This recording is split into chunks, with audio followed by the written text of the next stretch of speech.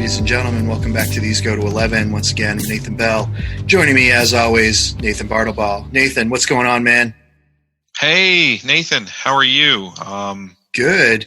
We got a new format that we're trying out here. I felt like the live Lord of the Rings podcast that we did with Chip and Jared and Kyle, I feel like the video on that went really well. We got pretty good audio quality, and so I think we'll try a couple of these video ones for a little bit. We'll still put up the audio, but we're going to upload the video to the YouTube as well, and so hopefully we'll get a little bit more interaction. You and I want to be able to do more with the listeners in the future anyway, and so I figure this will be a good testing ground for the next couple weeks to get us used to that.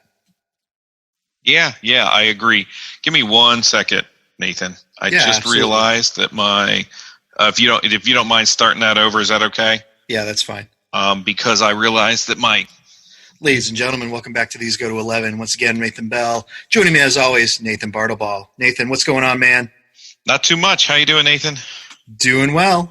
You and I decided that the Lord of the Rings live Zoom that we did a couple weeks ago worked out so well, and we were able to put it up on YouTube, and people could see our faces and see the listeners who joined in with us, Chip and Jared and Kyle. And so we're going to try a couple of these audio and video ones for the next few weeks here and see how it lands for us. So, we'll start with this one, and we'll see if we can get some interest on the YouTube channel there. We'll still obviously post the audio because I think a lot of people do listen to us going to and from work. And so it's just easy enough to drop in and, listen to us instead of watching us. And some people might watch us and be like, ooh, I'd rather listen anyway. So yeah, your quarantine face. That's right. Disgusting me.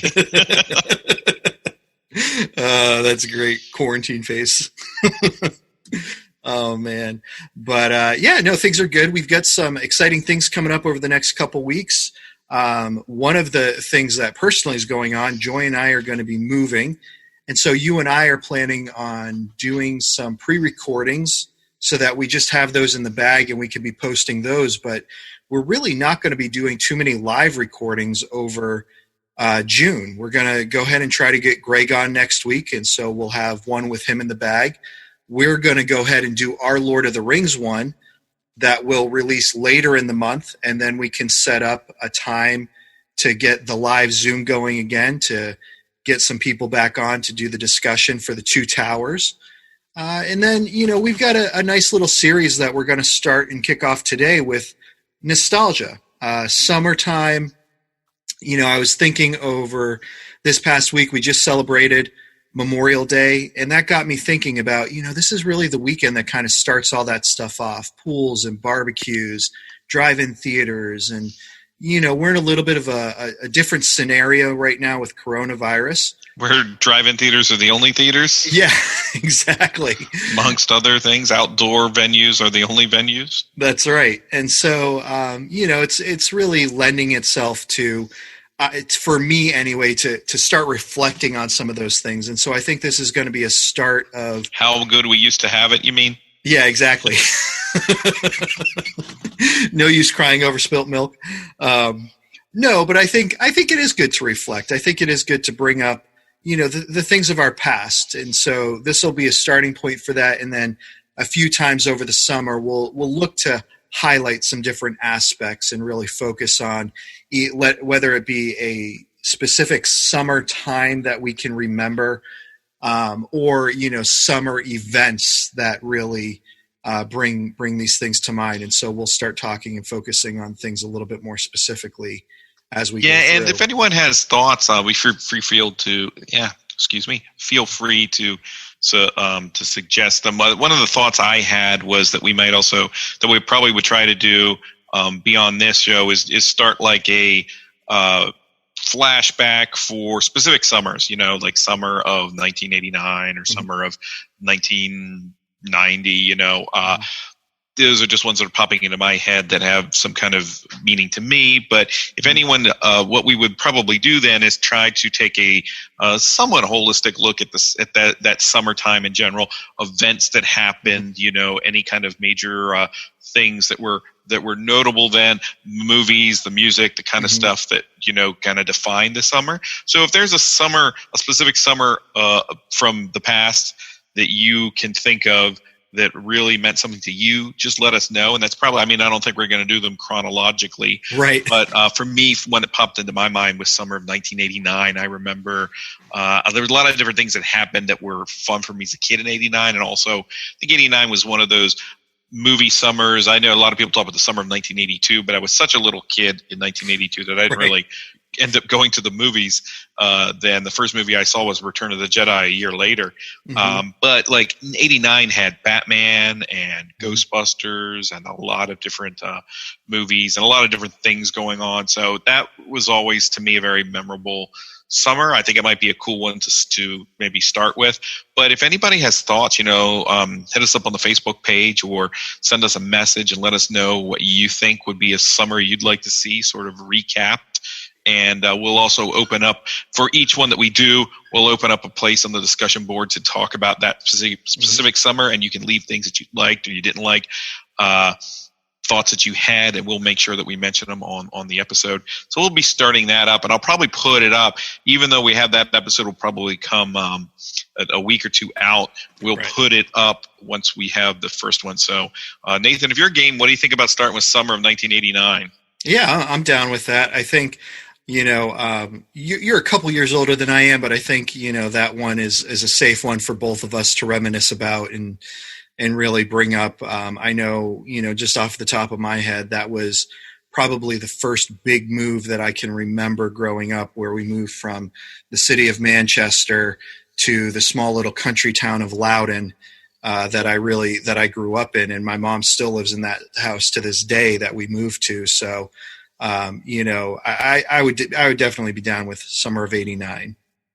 Very cool. Yeah, I think it'll be a lot of fun. And I feel like there's a decent chance that most people, even if they weren't completely aware in 1989 or around in 1989, that they that there's probably enough things there that you have some sort of connection to or be aware of, that kind of thing. So. Yeah, absolutely. So with that, Nathan, let's kind of start off a little bit with Memorial Day. How was your Memorial Day weekend? It was very nice. It was a good time, and actually, the big event for us ended up being Johnny had his birthday over the weekend, and it's turned out that all the Bartleballs, Johnny being my son, all the Bartleballs have had birthdays in this entire quarantine period of time. The very first weekend of the quarantine, when I guess it wasn't, the quarantine itself hadn't yet been announced, but it had been decided schools were going to be closed, and it was that weekend where stuff got real, so to speak. Yeah. It was you and I were, I think, the day before had been meeting, and then the next day it was like everyone suddenly was kind of going on alert. And that was my daughter's birthday. It was around that St. Patrick's Day. Her birthday actually falls on St. Patrick's Day. So her birthday, my wife's birthday, and then Johnny's have all fallen within the quarantine, and now they're lifting some restrictions. But yeah, we've all basically had to deal with, okay, how are we going to celebrate these things? And when it comes to my wife and I, we weren't that concerned about it. But with the kids, it's like, how do you make, they haven't been in school, they haven't really get to see their friends, and how do you do something? With Izzy's, we had a lot of stuff already in place, so some stuff just got straight canceled, but we were still able to have a reasonably normal kind of like birthday thing, and it was easier to sort of like adjust and say, okay, by the time we get to Johnny's, so many things have just been kind of like canceled or not happening, that we were trying to find a way, how do we do this and make it something fun and memorable? So Jen had come up with the idea to do kind of a scavenger hunt where he would go around town, and we would social distance, have moments where he could interact with everyone and solve different clues and puzzles. And Nathan, you and Joy were a part of that, and we got to go over to your house, and you give him a clue, and he would go somewhere, and we would give him a present, and then we would get to see everybody. But because of the nature of the scavenger hunt, it was totally fine that he was only seeing people and then talking with them for 5 or 6 minutes, Yeah. And it allowed everyone to kind of be a part of his day. without it just being like phone calls. In fact, a good friend of mine recorded this message where, I mean, it basically came off looking, he looked like he was Dumbledore with his pipe and his long hair and his beard and everything, sitting there talking to Johnny from his Fortress of Solitude, it looked like. Yeah. And so that was really cool. That started the day off, and then we went from there. And yeah, he had a really fun time. And that was almost like our big, it's so funny because while we've been going out, like I've been going out to pick things up here or there and stuff like that, and we've been going out and doing hikes here or there, we did end up going to a park that day for a picnic on his birthday on Saturday. But honestly, particularly the kids had never done that much traveling for about a month or two. That's our normal Saturday routine, was just running from place to place. And we were all like, wow, we're kind of tired. This is the most not used to this. No, and it's not like we went more than like 30 minutes from the house, but we went, yeah, exactly. And it was like, and I looked at Jen, I was like, remember when this was every weekend? It's like, I think we have to find a happy medium between these two things. So that was probably our big thing. What else? We and then Sunday and Monday were both kind of chill days and hanging out and having some cookout stuff just with us and stuff like that. So it was fun. We got some watermelon and some corn and everything and did that. So those are always kind of big summer things for me. And grabbed some beer and everything and got some of the the Narragansett beer, with the choice beer of Quint from Jaws. That's right. That's right. Now, did you get the original stuff or did you get the lemon? No, the original stuff. I don't know if I had you say lemon? Yeah, it's like they have a shandy, so a lemon shandy. Is it good? It's not bad. I mean, they're all about the same. I mean, have you had some of the other ones before, like Sam Adams or anything like that? Yeah. I've never had the Sam Adams like shandies. Yeah. But the Narragansett, for a beer that's pretty inexpensive, it's pretty good, actually. Yeah. I had never had it in its 70 or 80, 90 years of existing, whatever. It's just something it's like since, actually it's longer than that. I think it might be, I can't remember what the label says, but it's like, oh, this is pretty old. Right. Not the individual can, but so we had a fun time. How about you? Nice. Yeah, no, it was very nice. A lot better than I initially thought it was going to be.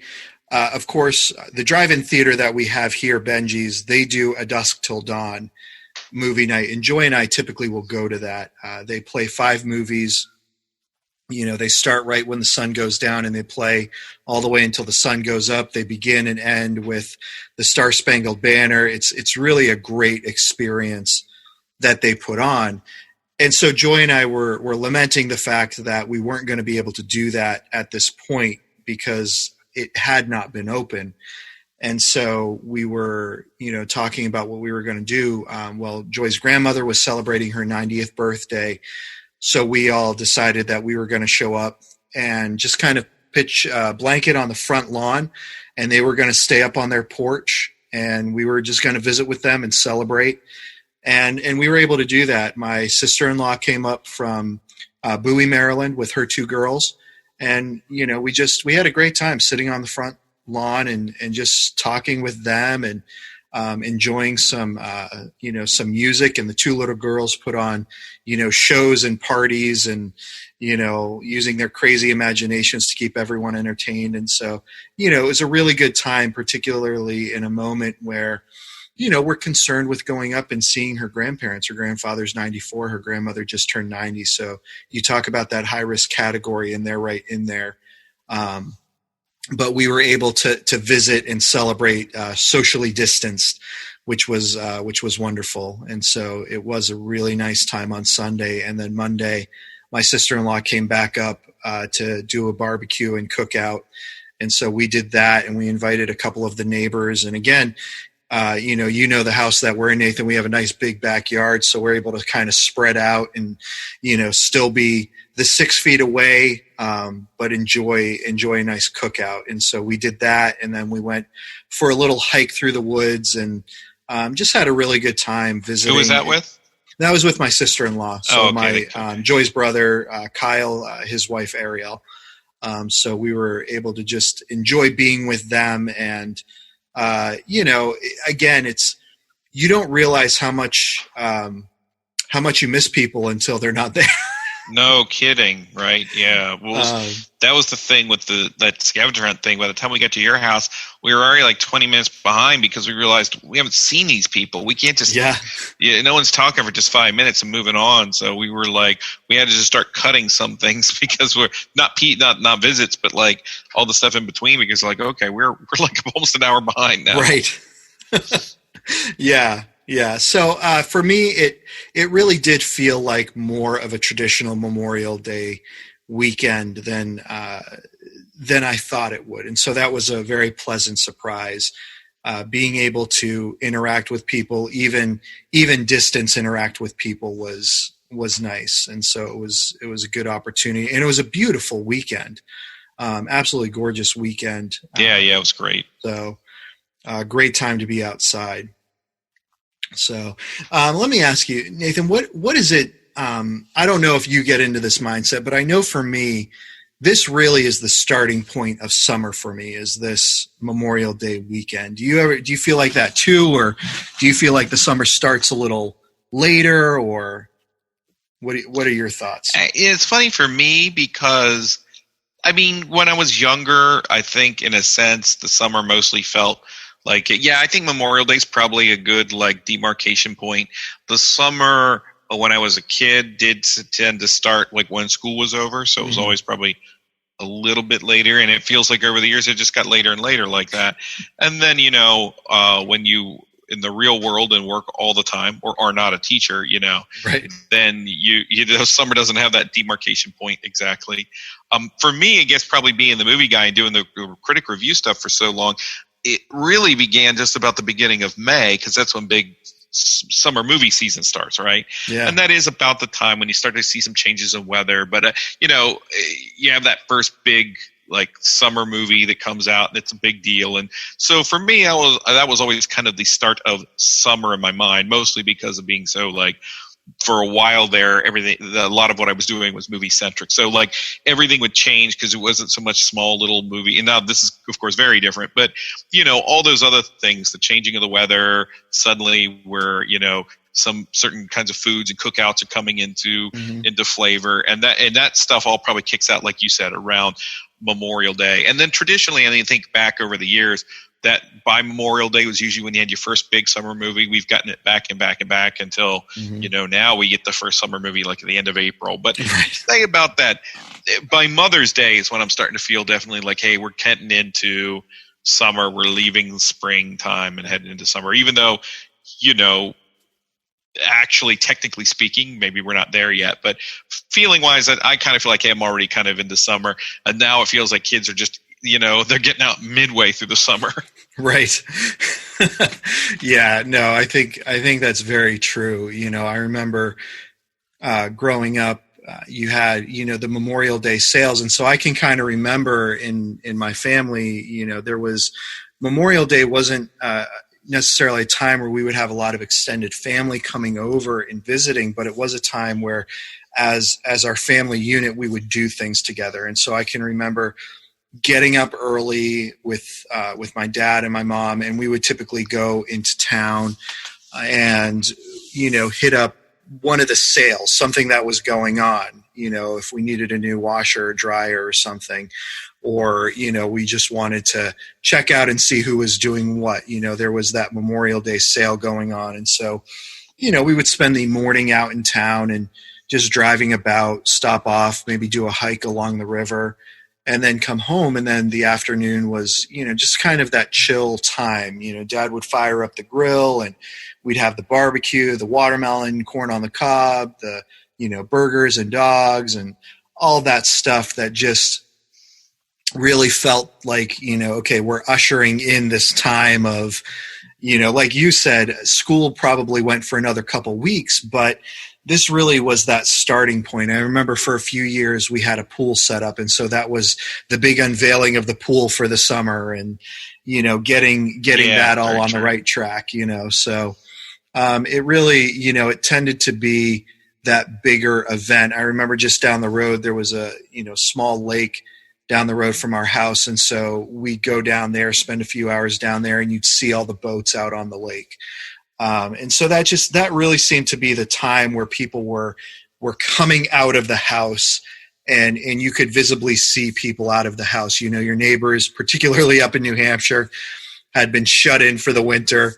And now everybody's coming out, and you're having those neighbor chats with each other. And, you know, people just are out and about tending the gardens and doing things. And that really seemed to be that marking point for a lot of people. Now, when were you guys vacation people? Growing up, did you tend to hit your vacations the beginning of the summer, the middle of the summer, or the end of summer? Well, when we were kids, and we didn't go on as many vacations when I was growing up. We went on trips, but we basically would get to a point in the summer where my dad would probably take off for like a week, and we did a lot of camping. Mm-hmm. And I would say it definitely would, you know, it probably should have happened this way, but I always feel like it fell in like the hottest possible part of the summer. That just is kind of the nature of camping, but it was always kind of towards the mid to late July, you know, because that's typically, I think, what he would end up taking off, because you get out of school in June, and then by August, it's like you're almost getting ready to go back and stuff like that. So typically that like later July would be when it was. That's me growing up. Now, we did take a trip. We took a couple of trips, but we didn't ever take any really big trips. We had relatives in North Carolina, so we would go there over the years.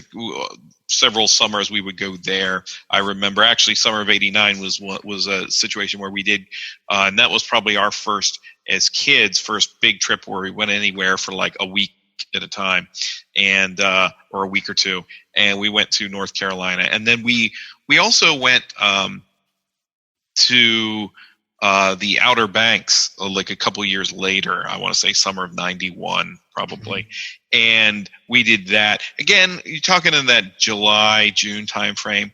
Now with the kids, with my kids and Jen and I, we tend to try to aim at that August timeframe. You know, when the kids weren't in school, we would push it right to the end of August, sometimes beginning of September.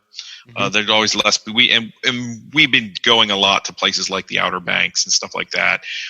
Jen and I have gone up into like Bar Harbor. We've done some trips there, and we prefer the end of the summer.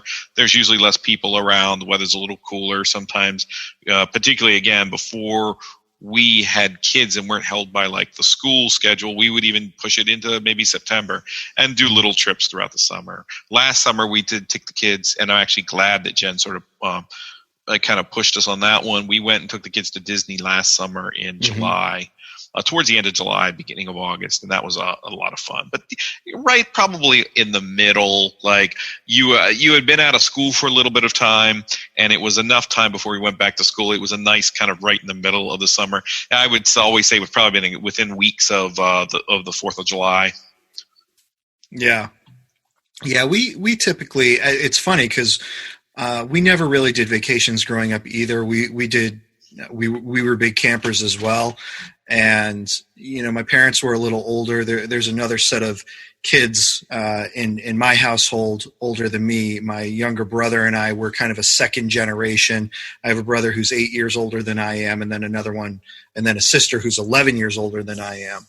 And so by the time my younger brother and I came around, my parents were slightly older, and so they were looking for more comfortable vacations. And so we got big into the pop-up camping. And so I can remember, you know, one year my dad, went out with my mom and they bought this large pop-up camper. And so that was what our vacations became. It was more weekend trips.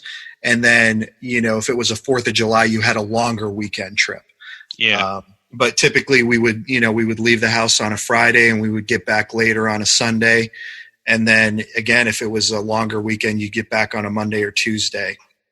And so that was, that was our vacation, but we would do that pretty consistently every weekend. So I can remember, being at different campgrounds and doing different things. And, this was back in the day where the campgrounds had, the stuff for, the arcades. So, all the teenagers would swarm to the arcades and you'd spend hours there until the thing closed at 11 or 12. So most of the campgrounds had, the little putt-putt golf place that you could go to and do. And I remember a couple of them that we went to had some water slides and a pool, and so I can remember all of those things. And what was neat, what I really remember is they would do these different theme things as well. Campgrounds, you mean? Yeah. They would have these weekend themes that they would do. And so, they would stay open until the end of October and they would open up early in May. But I can remember, in the middle of the summertime, they would do these Halloween parties. And so all the people in the campground would get these flags that they could tie up on their campground post, and you could go trick-or-treating and you would dress up and, particularly people had like the campers and stuff that were like year round.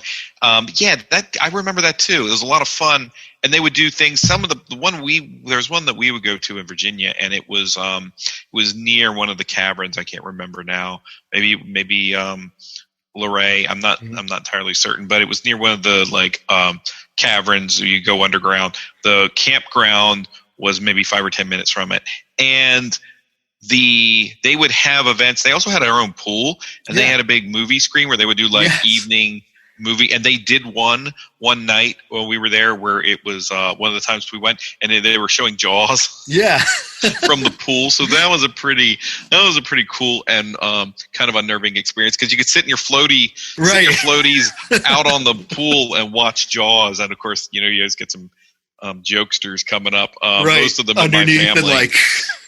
My favorite memory from that campground, this is kind of a weird story. I don't know if I've told it before, but they would do this particular campground had like you said, there'd be a theme, and there'd be themes throughout the summer, but there would also be things they did like every week. Like they would have ice cream Sunday night. I don't know if it was every week, but it would be every couple weeks. It might have been every week. And the week we were there, ice cream Sunday night fell on a Thursday or something. So it was why we were still down there. And everyone in the campground would come out to a couple pavilions they'd have set up, and you'd have free ice cream Sundays. It was awesome. And they'd have all kinds of ice cream. They had people serve. I mean, it was a pretty well put together thing for something that they're doing for free for, the campers there. Yeah. But the wild thing was that when we were there, they had everyone come out, and a lot of the older people that would be there in their campers would come down and be there, and clearly they've been around, right? So everyone kind of knew everybody. And my dad and I were sitting there, and the whole family's down there, and we're looking at, and all these people, kids, young people, are all coming up to this one couple, and they come by and talk, and I'm like, these people can't all know this couple. Like, how? Right.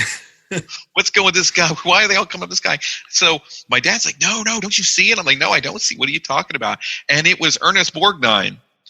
Was he? No kidding. Like, it was Ernest Borgnine. He was there, word. And he. This was like 95 or 96. So in Borgnine years, he was still a spring chicken, I guess. Right. He lived. I think was he in his 90s when he passed? He was pretty. I think you're right. He was up there. I think his late 80s or 90s. I think, but. He was there, and I remember it was kind of a weird, intimidating thing, because the only thing I knew him from when he mentioned that it was Ernest Borgnine was like Cabby from Escape from New York. Right. I mean, I could probably think. Obviously, there's a lot of other things that Ernest Borgnine has done, but in that moment, it was like, it's Cabby from. Super nice guy. He very friendly. Really, really was hitting the ice cream sundaes pretty hard. That I do remember. But yeah, he would come up and talk. He was a very friendly guy. They were there. I don't know if they were kind of passing through or they kind of stayed there for a little bit. But that was one of our few brushes with celebrity. But again, it's trying to convince everyone else of who it is you're talking about. Right. Yeah. No, and to me, it was a really great. It was a really great thing because, I'm sure like your family, you know, we weren't, I was friends with families who every year they were doing Disney and they were doing ski trips to Aspen and they were doing, you know, all these things. I mean, they had, you know, money coming out like crazy. If we were going to do Disney growing up in my house, we would have had to have saved for, you know, 10 years before we could have. The same here, yeah. When things like that weren't even in. But the campgrounds were a nice place because you could go, you get your tent.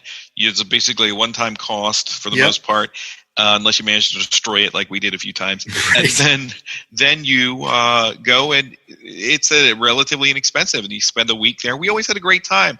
Like you were implying, we'd take our bikes and we would just go out through and if you went often enough, because sometimes if there's a campground up at PA we go to, and we might go there where it was, you know, we weren't traveling as far. We might go there a couple times a summer, you know, so it would be like, it'd be our only trip, but we would take a couple trips and they might last for 3 or 4 days or 4 or 5 days. And it was fun. And I think the concept of taking like a big vacation every year where we went away was not something that happened. Like I say, I think in the time of I consider childhood kind of being from like, you know, when I was young, to having my first memories to like being, you know, coming out of high school, we took maybe 4 or 5 big trips where we went out of state, further than PA. Right. We would go like, you know, to North Carolina or a place like that. And so we do a little bit more of that with our family, but yeah, we did a lot of that. Camping's can be a really fun thing. If you don't like it though, I get it. Yeah. And I think it takes, you know, a certain, it takes a certain type of person to, you know, look at that and find, you know, some entertainment in that and to be able to deal with that and do that. You know, Joy and I, we've done, you know, less camping. She's actually probably done more camping now that we've been married than she did when growing up, but I'm certainly doing a lot less than when I was growing up.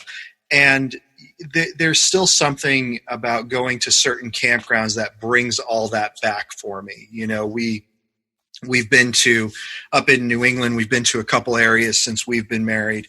One of them we went to was near Old Orchard Beach, and that was kind of more what I was used to growing up. You know, you'd walk down to the main entry area and there was the arcade and the store and the pools and the mini golf and, you know, this, that, and the other. And so all those things were there.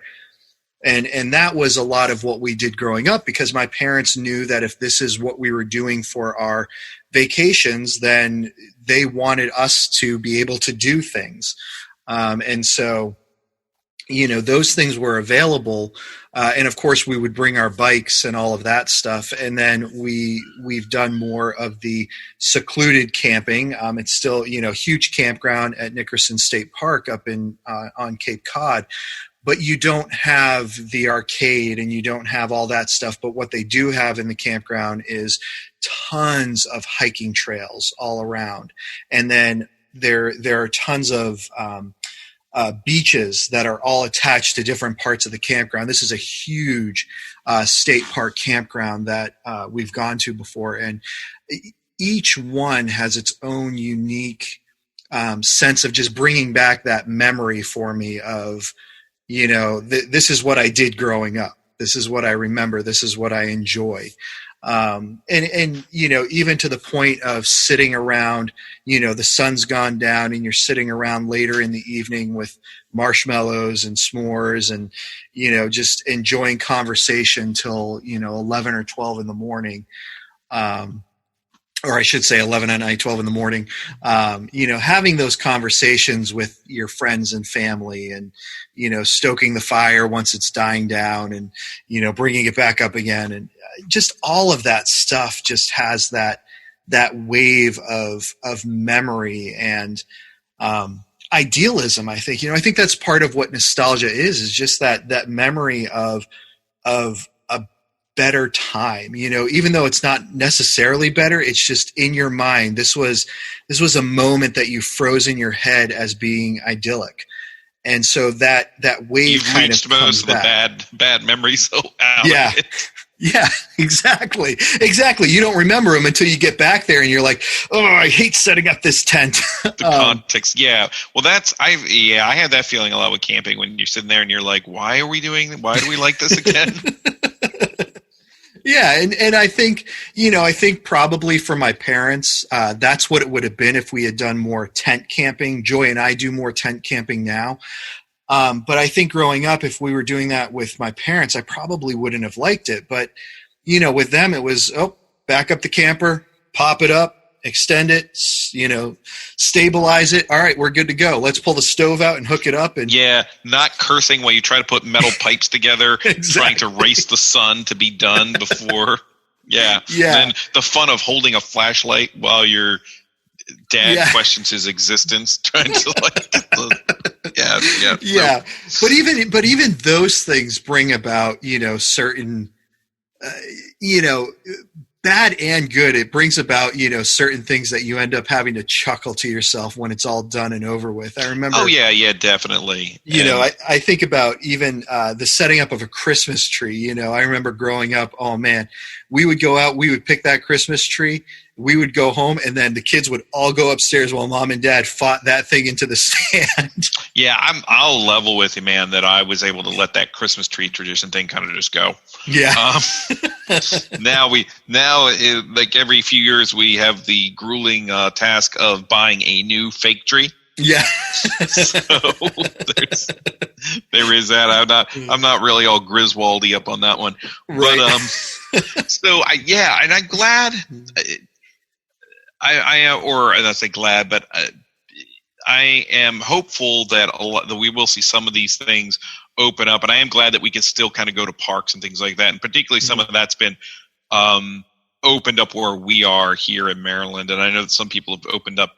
Other states and counties have opened up to a greater degree than we are. We're probably, at least in our vicinity, Baltimore's held back a little more than some of the other places in Maryland. But I am glad that as we're getting summer, I'm hopeful that we can have some of those experiences. And I hope that things hold. That this all holds. But I would definitely encourage people that don't follow the rules and follow the social distancing, but don't get caught up in just getting stuck in the house, even if you be creative and finding ways to do things. Because and I think the summer's a lot of fun. There's a lot of opportunities. It is warmer. It does afford us the ability to sit outside and be outside a little bit more and do some things that would be harder. Like aspects of this quarantine are obviously a lot harder in the winter because it is harder to get people together and sit in a big open space and hang out. And so I think that we do have the benefit of that, and that if there's things you enjoy doing this summer, to the extent that it's reasonable and isn't going to potentially, cause issues, just is to be able to do those things. And I'm definitely looking forward to the drive-in movie theater opening up. I didn't realize how excited I would be for that. But, and as you mentioned, Nathan, we have one here near us, Benji's, which for me and you is about 10 minutes away. Yeah, it's beautiful. Like that. So, and I know there aren't many drive-ins around anymore. It seems like they may be making a comeback. And I think people are just discovering them. I don't think I mentioned this on These Go to 11, but it's funny because I was reading an article the other day about like the #1 movie in America or something, and it was like, again, there's two movies playing right now, and if they're playing at a drive-in, and it was they were like the movie The Wretched, which is a very low-budget indie horror film, is like the #1 movie because it's been able to play at drive-ins, and it's on VOD and you can rent it. Jen and I actually rented it a few weeks ago, and it's definitely like a creature in the woods kind of horror movie. Right. It's exactly the kind of thing that probably would not get a theatrical release now, but would have definitely been the thing that would have played at a drive-in back in the day. Back in the day, I'm kind of interested to see what Benji's will do. Benji's is nearby, so if you're in Baltimore or live in, particularly in like the White Marsh area or in Baltimore County, it's definitely worth checking out. And it may be for a good chunk of the summer, it may be one of the only places where you actually will be able to go and actually attend and see a movie. And so definitely check it out. I know that the owner was just recently on one of the radio stations, and he was talking about how it was that they really needed to be able to get back open because they were running up against some financial straits. And I'm sure a lot of theaters are in that scenario. Something I'll throw out there, because again, kind of from the movie perspective, that if you've got a local place that you do enjoy or regularly patronize, I would say look online and check them out, because a lot of them are participating right now in some of the online streaming services. So yes, it's not quite the same, but you can go on, and if you are interested in renting a movie that's playing sort of exclusively on streaming, you can rent them a lot of times through a venue that will put the money into the pocket, or some of that money into the pocket of a theater chain. Not even a chain, but like a theaters. For instance, the Senator Theater, probably my all-time favorite theater here in Baltimore, and I've talked about it on the show many times. And Nathan, you and I have attended several screenings that we've then come back from and talked about on the show. That old school style movie house, I suspect that if something were to happen and the people who currently own it had to let it go, that the state would pick it back up. But I really want this place to remain being a movie theater. It's just so good at being a movie theater. And it was doing all kinds of awesome revivals. I saw The Lost Boys there as a revival just about a few weeks before all of this happened. So places like that, you can go online. If you've got a local place near you that you feel like, hey, how are they doing? Just like some of these restaurants, I encourage people who, when they can, to patronize their local places. Particularly if it's a place, it's like, man, I really want to see that place succeed. Find a way to help out. And so, I mean, you can obviously go and contribute to these theaters and probably even, donate money. But there is a way to go and do like actual rent a film via these some of these interactive streaming things. You can go on there and you can it'll end up benefiting some of those local places. But drive-in movie theater, I'm super excited about that. I'm excited about being able to have social distancing style picnics like you're talking about, cookouts, things like that. Looks like they're opening up the pools, but I'm guessing that's going to be a very limited sort of proposition. They're, from what I understood, they're opening them up, but only at 25% capacity. So really, really limited. I mean, if you think about, if a pool can hold 100 people in it and they're only opening up to 25% capacity, that's only 25. Yeah, people. I mean, not a lot of you people think you go into the pool this weekend, maybe not really. Well, and it's having an impact on summer camps too. Our school does a summer camp. Yeah, the summer camps we had our kids enrolled in and were already canceled. Yeah, we've had to, basically we're going to do an alternative online class offering for certain things, which will give, really the bottom line is just to give parents options for activities for children to do, structured timed activities for them to do and work on. And that's really what we're doing, because in order for us to refit our program, first of all, we need to hire a lot more people than who we currently have, which we can't do right now because people can't go and get background checked and all of that stuff because those places are closed right now. And so, it's just, it is interesting what you can't do, but it's also interesting to me what people are doing and the creativity they're coming up with to do different things and still maintain the guidelines and the social distancing and boundaries that are put in place. And so I'm really enjoying hearing about the creativity of what's going on. One thing to say about Benji's, which is great because, you talked about people around the local area, but I even know people who, from Virginia and Pennsylvania who will come in specifically for a Benji's weekend, and they're willing to drive, on a big opening night, they're willing to drive the hour and a half or even 2 hours to get in and see this, this feature and have that experience. And so Benji's is really, a great theater, and it's one that you will want to keep coming back to.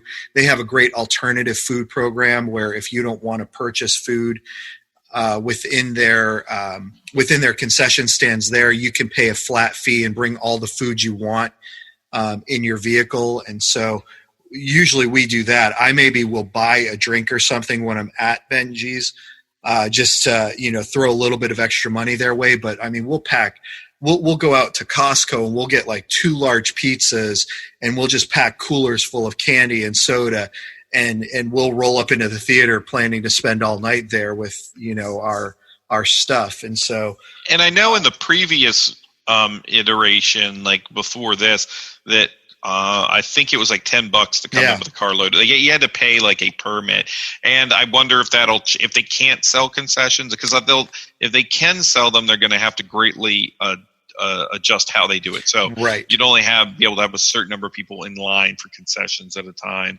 Right. So I don't know if that cost could change, but I it was $10 extra beyond but it wasn't expensive to get into the theater in the first place, and you're paying a bit less, I would say, than you pay to get into a regular movie. Oh yeah. So and you're usually getting anywhere from 2 to 3 movies for the cost it would be to get into one at.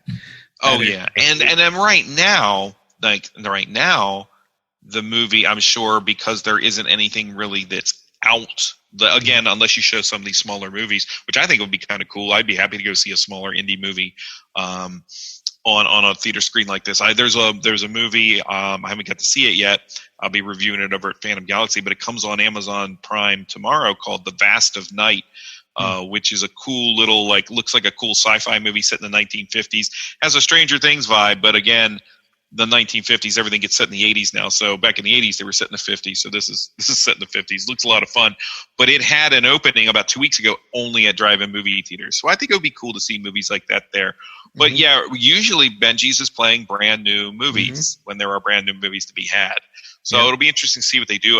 One of the things that the guy mentions is, hey, the price to show an older movie, I'll just go and find an older movie. I mean, yeah, for me or you, we can grab an older movie and watch it because we probably already own it. But to pay to play an older movie the difference isn't much between that and playing a new movie. Right. So, but I know that we do have coming up in July, we have Tenet. It's still the Christopher Nolan movie, which even put a new trailer out. Nolan's pushing pretty hard, I think, to try to get it into theaters on when they scheduled it. He wants to have, I think, the first really big movie back in theaters. So it'll be interesting, but I look forward to, I hope that, honestly, I'll probably choose to see a movie. If there's a choice of seeing a movie in the regular theater, and a lot of this is still going on, or seeing it here at the drive-in, I'm going to probably choose the drive-in. Yeah. Yeah, absolutely. Absolutely. It's interesting. Normally I have my little countdown clock, and I don't have that, so I don't know how long we've been recording. Oh, I've lost all sense of time. I don't even know what day it is, whether it's morning or evening, to be perfectly honest. I'm looking here. It informs me it's 4:50 p.m., so we've been going for maybe, I don't know if we've been going for an hour, because we talked a little bit before we actually started. Let me ask you a couple questions, Nathan. So, for summer, you mentioned arcade games. Any arcade games that were your all-time favorites to play during the summer? Yeah, so I remember because the campgrounds were actually really good about getting those arcade games fresh in there and really having a good turnover. I mean, I remember that summer that Mortal Kombat, the original Mortal Kombat, released. Summer of '95. Yeah, summer of '95. That it was just. There were probably 30 arcade machines at this one campground that we went to. Are you talking about the video game Mortal Kombat? Yeah, the video game. So it would have been 93. I was thinking movie out of it, because that's what I think all the time. But that was probably a few years earlier than 90. I think it was 93. Was it 94? 93, 94. Yeah. But I remember, you had all these kids and teenagers just glued to this thing, and only 2 people at a time could get in there. But you had 30 other game machines around, but everybody's clamoring to play Mortal Kombat because that's the latest and greatest that comes out. 92 was when that one came out. Oh, okay. So even earlier. Because I remember the closest thing you had to that. Well, you had Street Fighter, which was I think that was 91. Because I remember when we were down, we went to Nags Head in North Carolina. The little market near the place we were staying, the rental property had Street Fighter 2. Yeah. But before that, that style that Mortal Kombat was done in, where you had at the time in '92, the almost realistic looking characters. Right. That the other game that was like that beforehand, which wasn't really terrific, was Pit Fighter. Do you remember Pit Fighter? Pit Fighter. Yep. Yes, I do. Because I remember seeing that game if you look at stills of Pit Fighter looks very much like Mortal Kombat, right, like, in the style, but is not. Instead of having all these cool little characters that are different kinds of creatures and ninjas and all these things, you just had two guys in tights basically punching each other. Yes. So yeah, Mortal Kombat was a big one that I remember coming in and really, that was a huge one. There were two that were really great for multiple people playing at a time. One of them was, of course, Teenage Mutant Ninja Turtles. Yeah, baby. And Teenage Mutant Ninja Turtles. X-Men was another one, but they were kind of in the same vein together. No, another one that was actually fascinating because you could actually save the game on the arcade machine was Gauntlet. Do you remember Gauntlet? Oh yeah, Gauntlet for sure. I remember Gauntlet, but you could save it. Yeah. There were, so not when it first came out, but by I would say the mid '90s, they had a feature on there where you could actually throw a code in and save your level where you were at, and you could come back to the arcade machine and pop your coin in and punch your code in to get back to where you were. Which makes sense because Gauntlet had like hundreds of rooms. Yeah. So man, I just saw when they have all these sales on PlayStation, I see PlayStation has like a Gauntlet, like they've got like an updated version of Gauntlet, and I'm always so. Oh really? Is it good? It is. It's actually I enjoy it. Yep. Because Gauntlet's kind of the precursor to, I guess. I mean, I guess you could trace it back like things like Diablo and stuff like that. Kind of the Gauntlet was always a really fun one. Do you remember a game called China Warrior? It sounds familiar. So you basically had like a Bruce Lee sort of character. And again, kind of a precursor to, I feel like maybe to Mortal Kombat. But the level really would be just you jumping in the air and kicking away spears and like knives and things that would fly at you. But at the end of every level, you would fight like another combatant. But I remember that one pretty well. I definitely remember the X-Men game. Yep. Rampage? Pinball games. What's that? Oh, pinball games, but Rampage. Rampage, yeah, because Rampage, now you're talking like the kind of old school, though like that late 80s, they were still in the same, like you said, X-Men and Mutant Ninja Turtles, Teenage Mutant Ninja Turtles was like the big games. And then also you would have Aliens was around the same time. Yep. The Aliens game, which now the games are so complex, it's like taking me 15 minutes to figure out how to hold the gun. I took the kids to the mini golf place, obviously before all the coronavirus stuff, and we were just in there playing, and it was like, how you do this? I'm like, I'm trying to figure it out. And they're like, quick, before the thing ends. Before I die. Right. And so but there's a simple Rampage and what's the one? Centipede was always kind of fun. Centipede. Do you remember Tron? Tron, I do remember the Tron video game or the Tron arcade game. Yep. And there was, what was the one I was just thinking of? You always have those cool driving games. There was like Spy Hunter and yes, I definitely remember Spy Hunter. Yeah. My favorite memory of Spy Hunter was growing up and doing the camping stuff, was allowed to bring friends with us. Occasionally, sometimes it was just the family going away, but then, there were weekends where my brother could bring his friend or I could bring my friend. Sometimes we could bring both of our friends. And so, got to bring a lifelong friend of mine, Jim, and we were hanging out at the arcade. And I remember two things about this trip with him. One was we almost got ticketed for speeding on our pedal bikes in a campground. That's another one. How do you enforce that? Right. But that was one. But the second was this particular weekend, it was a very rainy Saturday day. And so you're really not doing anything else other than hanging out at the camper or hanging out at the arcade. And so we were hanging out at the arcade, and this one kid had probably blown like $20 or $30 to play Spy Hunter. Good and he like gets sick and tired of it, couldn't beat the game. And so my buddy Jim comes up, pops a quarter in, beats the first half of the game. He's got to put another quarter in to continue, and then beats the rest of the game on 2 quarters. This kid was flipping out. Oh, he was so mad. And we're just sitting there dying laughing because he just came in and in 2 quarters, went through the whole entire game and beat it. So that's my fond memory of Spy Hunter. That's funny. Hey, you remember Dragon's Lair? Yes. The one that Don Bluth had animated. So it was like, and I actually have that one on, I think I actually saw it on the PS3, like the home version of Dragon's Lair. But it was all, it's not really a great game because you're just moving the controller to move to the next animated sequence. It's essentially the same thing we do now in making interactive training, but then it was like, okay, hit this sequence starts and that sequence starts. And he would always land, the knight character would always land in these horrible like death situations. Yes.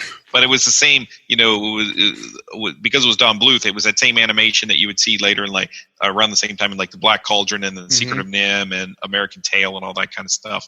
So that's pretty cool, like memory. I think Dragon's Lair is probably kind of like, people may be aware of it if they weren't aware of it when they were around because of it was in Stranger Things, right? I think season 2 they were trying to play Dragon's Lair, but a lot of fun stuff. And have you ever seen? If you talked about him flipping out because they beat it on like the 2 that was always, you'd always have like the like.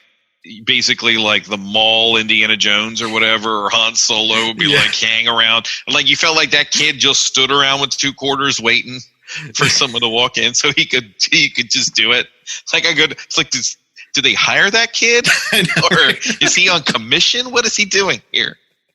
But, or is this just what he does? Right. And, there's a movie. Have you seen a movie called The King of Kong? No. So I'd recommend this to anyone who wants to like kind of take a nostalgia trip. It's a documentary following these characters, but again, real human beings. It's like when you talk about Tiger King being characters, but and they follow these 2 guys that have been kind of over the years. At the time the documentary is made, which I want to say is like 2008 or 9, that they are battling out sort of to be the high score on Donkey Kong. And again, in 2009. And this guy named Billy Mitchell, who is sort of like this, I don't know, he's almost like the demagogue of like this group of, he still has like sycophants who follow him around, concerned about the fact that holds the high score on Donkey Kong. So it's almost like he's got his little court of admirers, and it seems like he's willing to sabotage the other guy to say he has the top score. And the other guys seems like a very like sincere, nice individual. There's one scene where he's recording this and he's so excited because he realizes in this moment he is about to break the currently recorded score for Donkey Kong, and you hear his kids screaming because he needs his butt wiped. And he's struggling. What do I do? And he's starting to instruct the child on how to wipe the butt at the same time he's playing this game. It's a lot of fun, and it does develop as kind of a drama because you're so kind of you're so intrigued by these, again, quote unquote characters. But it's called The King of Kong, and it is all about sort of like competitive playing of old arcade games that aren't really aren't in vogue anymore. So that's only tangentially tied to what you're talking about. But hey, that's cool, man. Oh my word. Yeah. But I remember, just all those games and going in and it's funny because there are so many that I can go back and appreciate.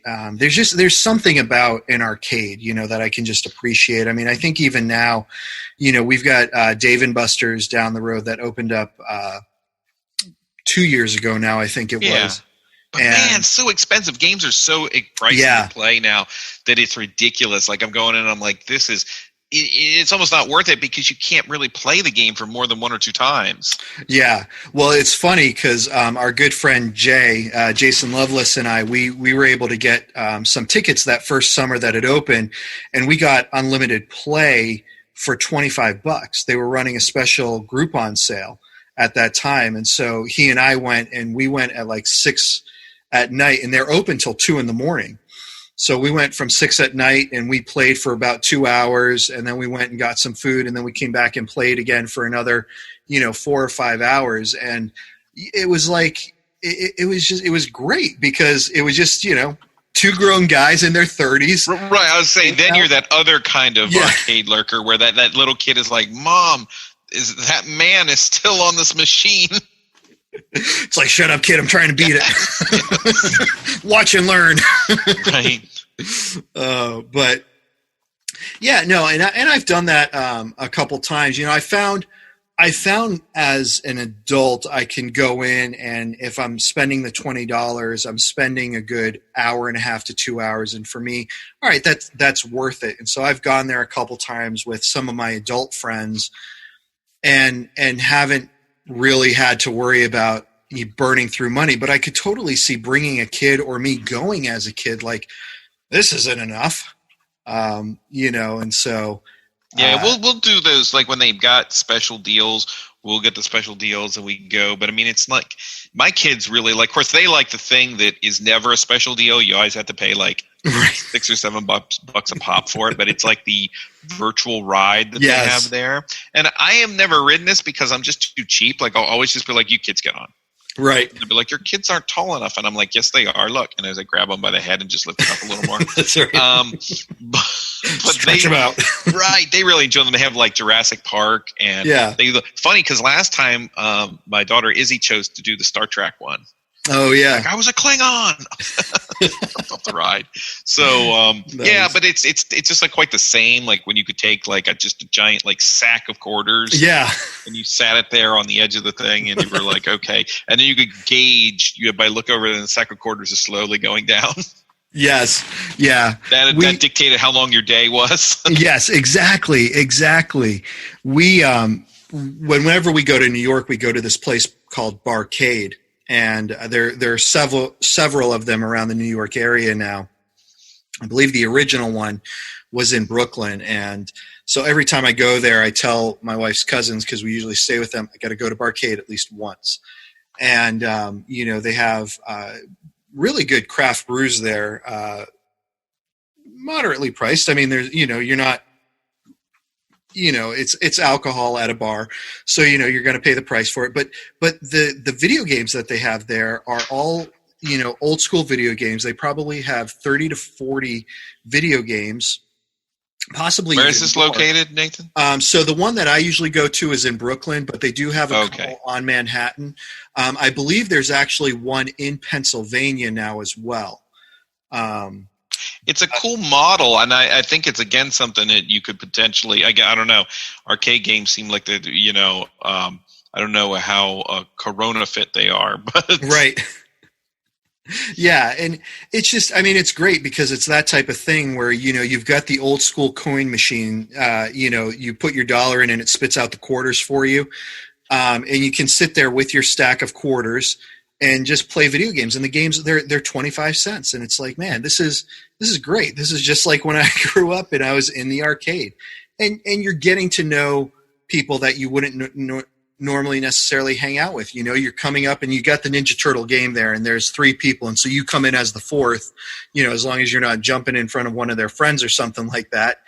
But you're coming in as the 4th and you're playing and you guys are having a good time together. And, I remember just that was part of the appeal of the arcade, was just that social interaction with people.